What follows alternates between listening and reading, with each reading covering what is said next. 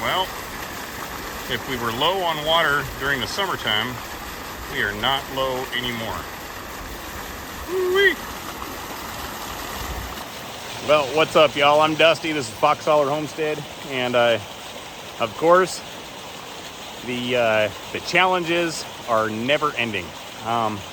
We had a crazy bad snowstorm, and then on top of it, right after that, had an ice storm. And you know, it seems like on a homestead, you can always prepare. At least you think you prepare for your worst case scenario, only to find out that it's not prepared enough. And what I found out is that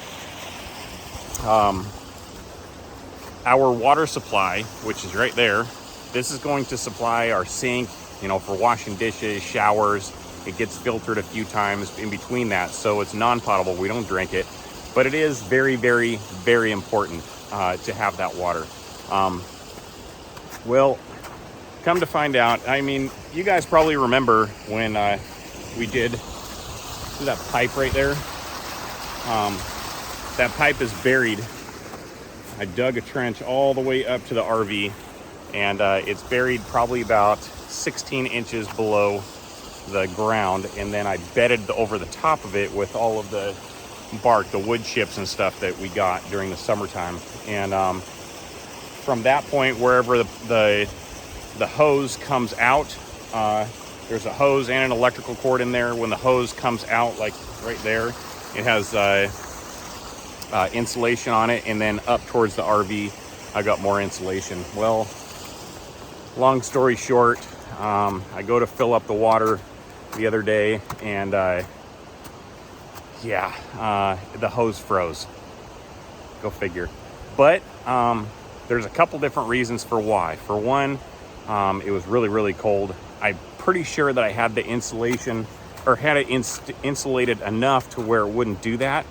But one of the things to remember that I totally spaced on, didn't even think about it, was once I'm done filling up the tank, to unscrew where it connects to the RV, unscrew the filter that we have right there, and let that water drain all the way back down the hill. I didn't do that. I didn't unscrew it, which kept water in the hose. And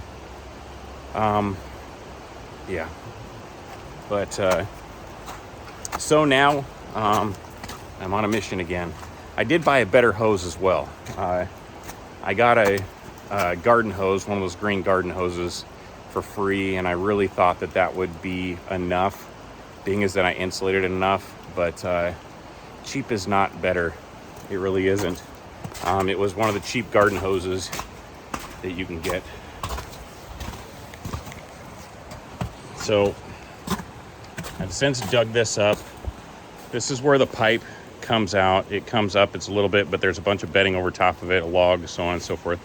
But this filter, or this covering, the insulating cover, which isn't necessarily meant for, super cold weather, but I had to go around some corners and what have you.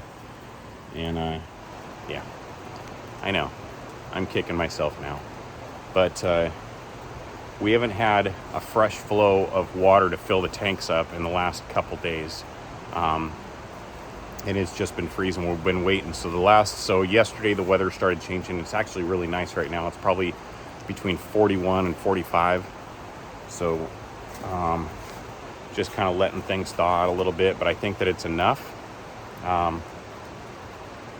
Let's go check in the back real quick where the water's supposed to come out. So I've let the pump just continue running for about half an hour, and you're getting little spurts of water out of there, so I think it's slowly defrosting. The reason I don't have it run up through, because there is a hole right here where I can run the hose up, but I can't put that filter on. It's just too long. So that's why I'm running it outside of the RV up into there. But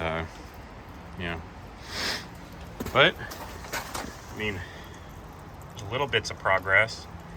It's getting progressively more and more, which I do believe is going to, here we go. I do believe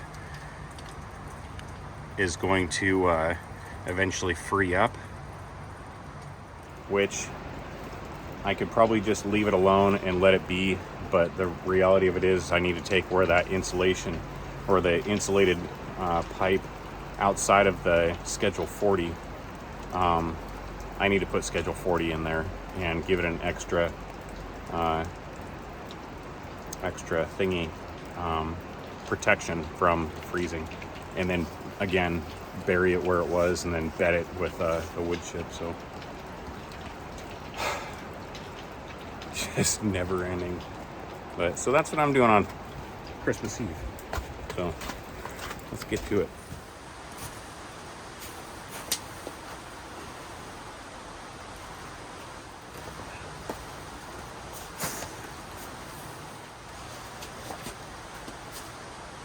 So I guess right now what my idea is I'm going to keep that pump running. I'm going to expose this hose right here, and I did get a new hose, a contractor's grade hose, and I did see online that they actually have heated hoses, but it's 50 feet or only 50 feet, and it's like $260, and I can't afford that right now. And not to mention I need 2 of them because I need a 100-foot stretch. So,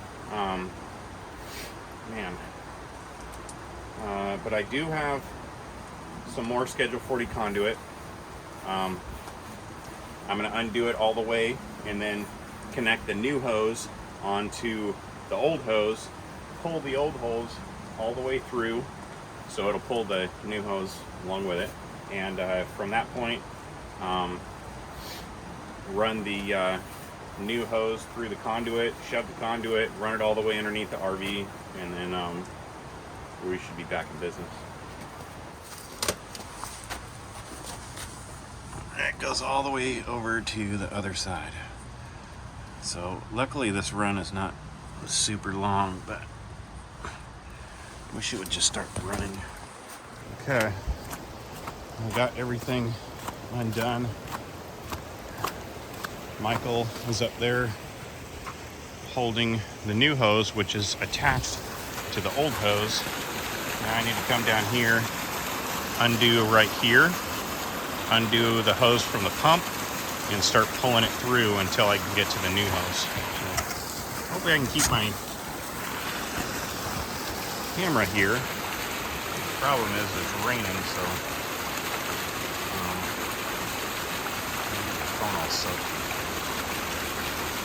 Yeah, actually, the phone's gonna be soaked, so stay tuned.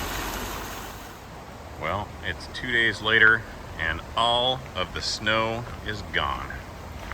Now, I gotta sincerely apologize that I was not able to film a bunch of that, but man, it was raining and crazy.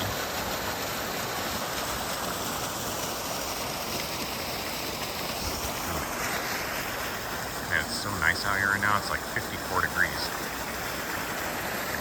Frick is going crazy. But the most important part is that I was able to get everything fixed. Now, again, I didn't film most of it because honestly it was pouring down rain, and I ended up connecting that conduit, running it underneath the RV. We pulled the hose all the way through, did connect it to the pump, and I mean the list goes on. And throughout the night, or throughout the rest of the next couple hours, man, I had so many problems, and I climbed under that RV probably 20 plus times, just trying to figure stuff out, because I plugged in after I got the pump down here installed. The bucket fell over, and then I had to get down in there, which it may not look that tall, but it's chest, I mean, it's splashing chest height, so, and it's just rushing out. But I got the pump back in the bucket, but the water was rushing so hard that the pump kept on, it wouldn't stay down, it wouldn't stay down at the bottom of the bucket. So I was having problems once I plugged in the pump. It wasn't pumping any water.